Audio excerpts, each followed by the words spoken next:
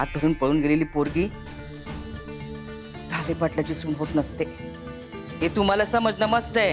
अहो आईसाहेब, कोण म्हटलंय स्वरांगी परत आली आहे?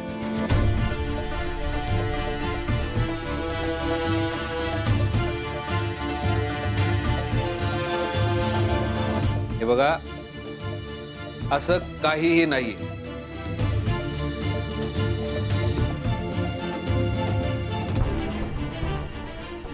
मला ज्या मुलीशी लग्न करायचंय ती मुलगी म्हणजे तुझी हिम्मत कशी झाली रे आमच्या समोर यायची? नमस्कार.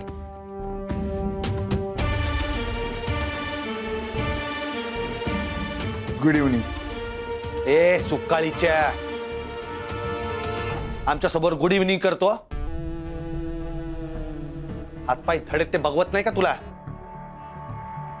आज तू काय वन पीस मध्ये घरी जात नाही ना? दादासाहेब, अहो खानदानी माणसाला हे वागणं शोभत नाही हो. ए आता तू आम्हाला शिकवणार खानदानी माणसांनी कसं वागायचं ते? आणि डोळे वटारून काय बघतो आमच्याकडं?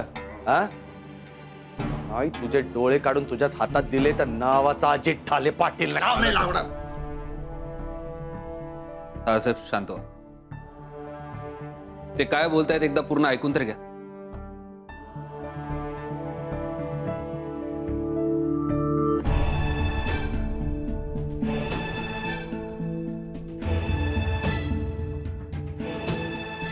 बोला. बोलतोय की.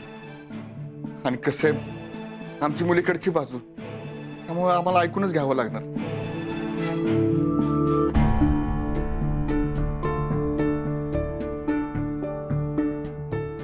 बर, ती लग्नाला तयार आहे.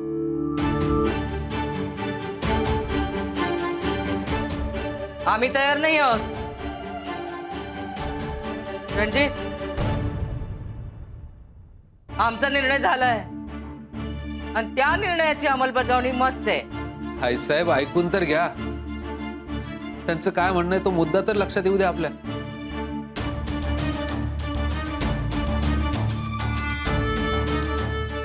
माफ करा, पण हे सांगायला तुम्ही का आलाय? नाही म्हणजे हे मला तिच्या तोंडून ऐकायचंय, जेणेकरून मला हे कळेल की तिच्यावर कुठल्याही प्रकारचा दबाव टाकलेला नाहीये आणि तिला हा निर्णय मान्य आहे. तुम्ही म्हणाल तसं.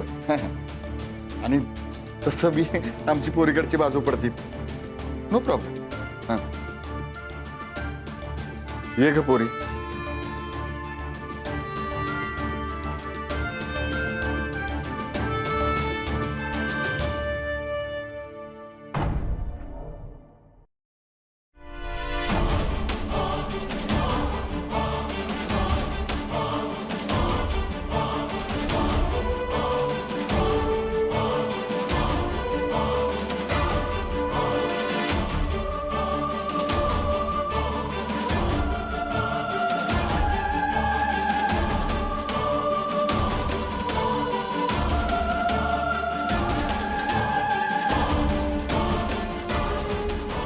ही काय करते इथं?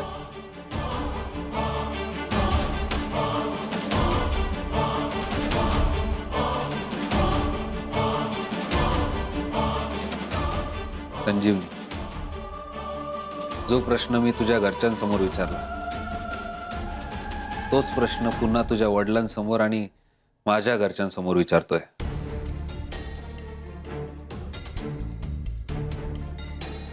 मला तुझ्याशी लग्न करायचंय.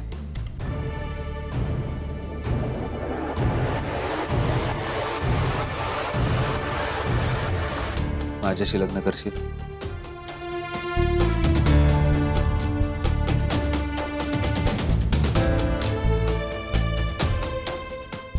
वय, मी या लग्नाला तयार आहे.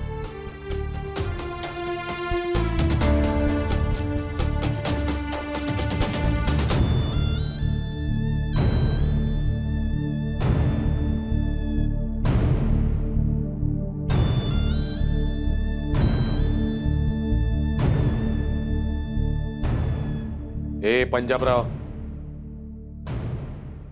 ही काय नवीन नाटक आहेत रे तुझे?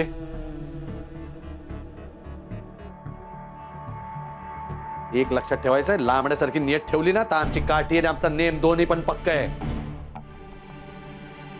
काय नवीन गेम बिम करायचा विचार असेल ना तर गप्प पाडायचं, नाही तर लई महागात पडल. 1 मिनिट दादासाहेब, यात त्यांचा काही गेम वगैरे नाहीये, जरा सबुरीने घ्या.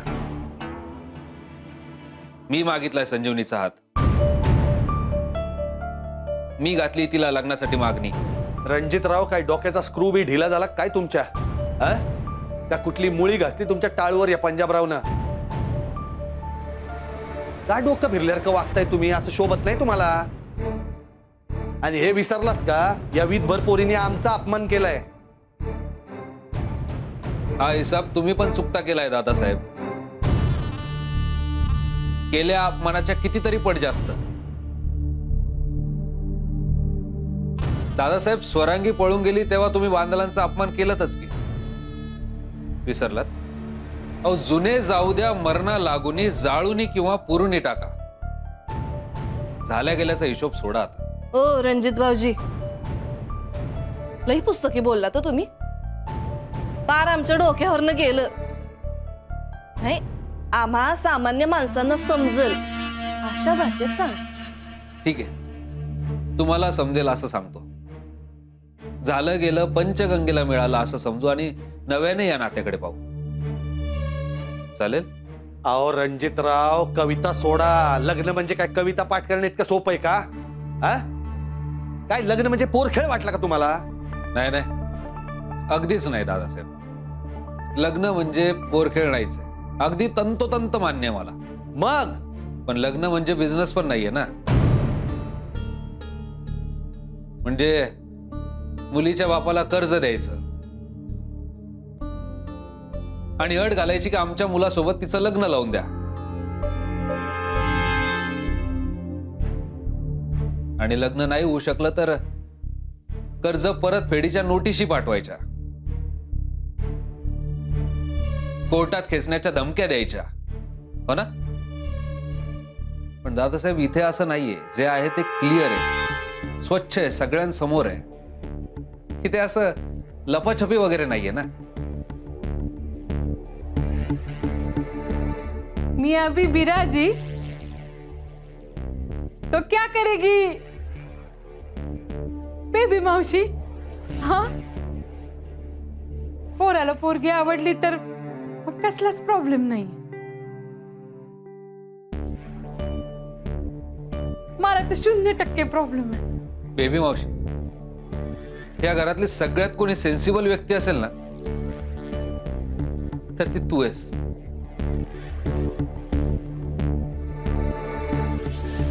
मला आम्हाला समजून घेतलंस. चल, लगे आता आशीर्वाद पण देऊन टाक.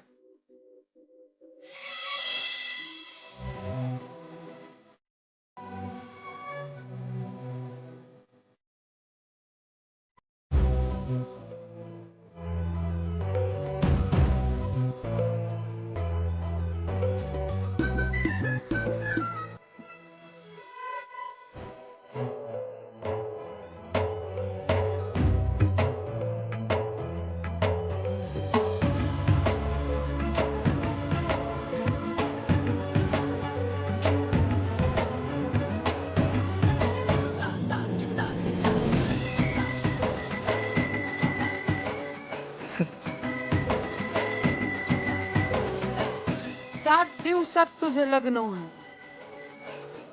पहिल्यांदा पत्रिका न बघता बेबी मावशीने केलेली भविष्यवाणी खरी ठरली. सुनबाई, सगळ्यांच्या पाया पड. घरच्या सुनेला वाकायची सवय पाहिजे बर का? काय हो राजश्री, बरोबर बोलते ना मी? जा पाया पडा सगळ्यांच्या.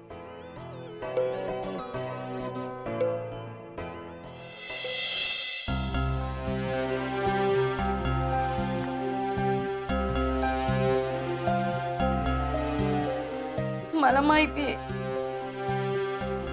पण तिने नाही सांगितलं ह्याला बिल्लही कारण नव्हती.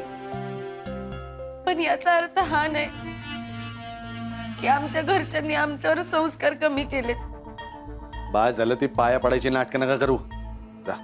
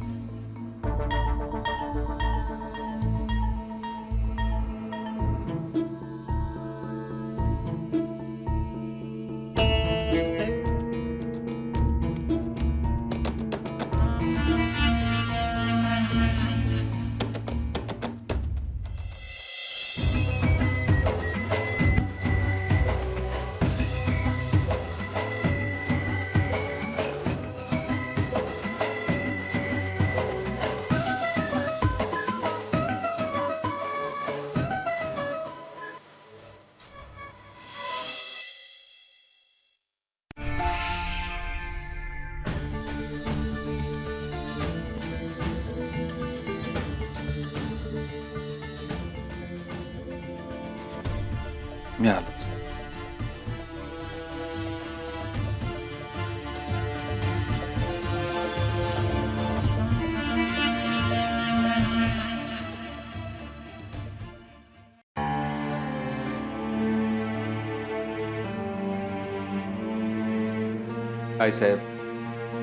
आईसाहेब, मला याची पूर्ण कल्पना आहे की आपल्या घराण्याची इज्जत आपल्याला सगळ्यात जास्त प्रिय आहे.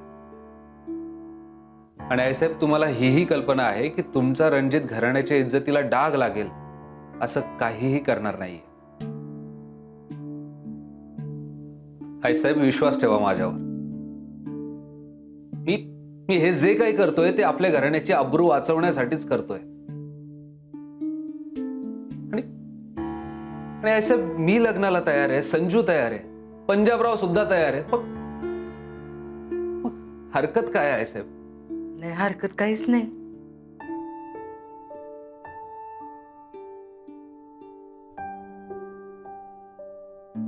आम्हाला त्यांच्याशी जरा बोलायचंय. बोलू ना. तुमची काय हरकत आहे का? हो, नाही, माझी कसली हरकत आहे.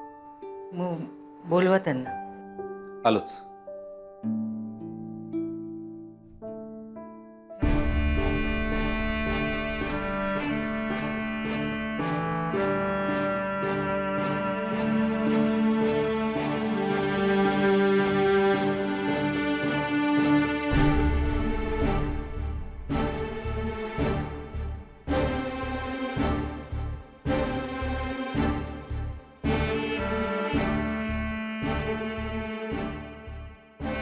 संजीवनी, तुला आईसाहेबांनी बोलवलं.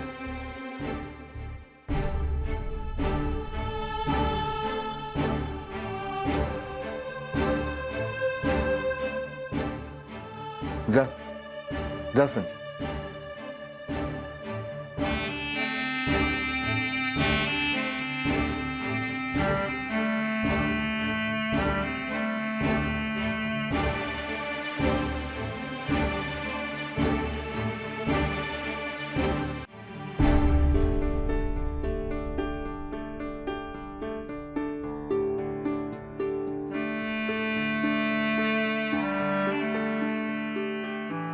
रणजित, 2 दिवस तुम्ही खूप बोललात.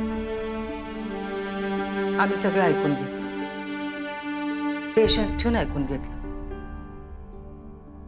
आता तुम्ही पेशन्स ठेवायचा. हा, इथं आम्ही जे बोलणार आहोत त्यात मध्ये बोलायचं नाही. शब्द द्या आम्हाला. दिला शब्द. बसा तुम्ही.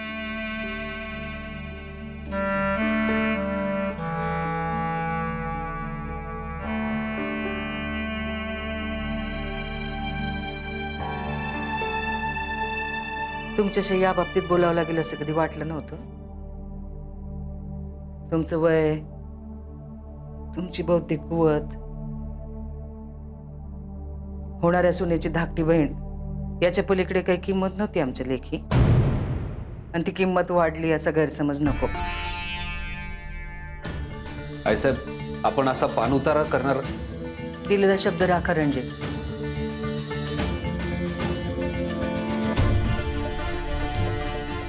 तर संजीवनी,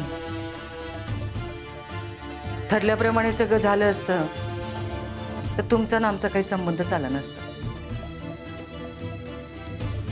म्हणजे सणासुदीला, कुठल्या कार्याला, तेवढंच, फार काही नाही. तुमच्या बहिणीच्या बेजबाबदार वागण्याने आईसाहेब जे काय घडलंय त्यातनं मार्ग काढण्यासाठी आणि आमच्या खानदानाची अब्रू वाचवण्यासाठी आमच्या रणजितनी जो काही मार्ग काढलाय तो आम्हाला पत्करावा लागतोय, हे आम्ही आयुष्यभर विसरणार नाही. म्हणून तुमच्याशी काही बोलायचं होतं. ज्या गोष्टी आम्ही तुम्हाला सांगणार आहोत त्या तुम्ही आयुष्यभर विसरायच्या नाहीत. पहिली गोष्ट आहे, हा पर्याय आम्ही स्वीकारला नाही तर आमची बदनामी होईल, आमचं नाव खराब होईल आणि आमचं नाव फार मोठं आहे.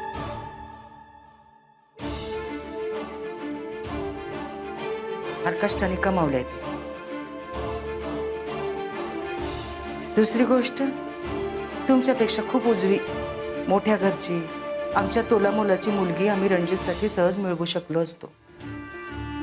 हे तुम्ही आयुष्यभर लक्षात ठेवायचं, कधी विसरायचं नाही. काय संजीवनी, तुमची बहीण आमच्या घरच्या तोलामोलाची नव्हतीच, पण शिक्षणात उजवी होती, तुमच्यापेक्षा दिसायला बरी होती, सुंदरच होती. तुमचं कसं आहे ना संजीवनी, तुमच्याकडे काहीच नाही हो. न रूप, न गुण, न शिक्षण, न घराण्याची प्रतिष्ठा, काहीच नाही. असं काहीच नाही जे आमच्या घराण्याच्या चौकटीत बसेल.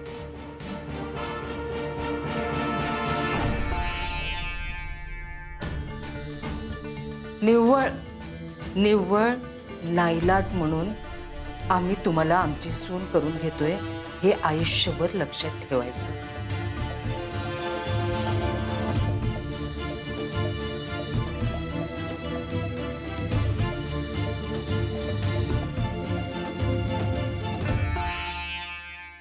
आता पाया पडू शकता तुम्ही.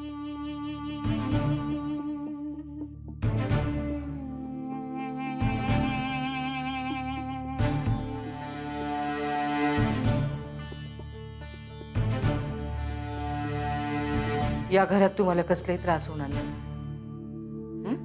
वैभव बघितलंच आहे तुम्ही स्वतःच्या डोळ्यांनी. ते दान म्हणून पदरात पडलंय हे विसरायचं नाही.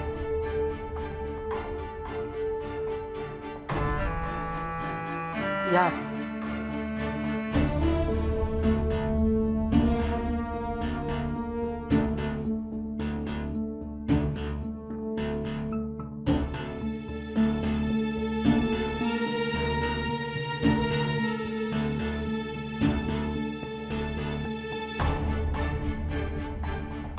आईसाहेब, हे सगळं अशा पद्धतीने बोलायची खरंच गरज होती? रणजित, तुमचं लग्न आहे म्हणून सगळंच तुम्ही ठरवायचं नाही हो. अहो, तुमचा निर्णय मान्य केला ना आम्ही. आमच्या होणाऱ्या सुनेशी आम्ही काय बोलायचं हे कसं तुम्ही ठरवणार? सासू सुनेचा विषय आहे, यापुढे तुम्ही नका पडू याच्यात.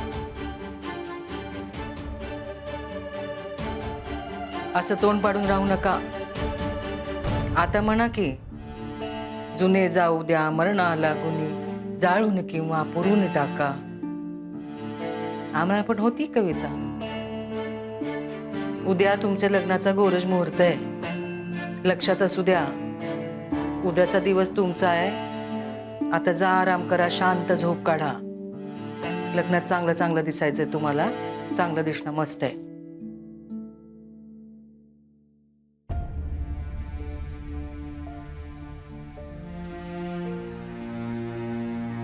आणि आईसाहेब, आईसाहेब, आता तुम्ही जे वागलात ना, आम्हाला माहिती याचा तुम्हाला खूप त्रास होणार आहे, कारण आतून तुम्ही खूप प्रेमळ आहात. आणि एक ना एक दिवस संजूलाही हे कळेल, कारण तिला कळणं मस्ट आहे आमच्यासाठी. येतो.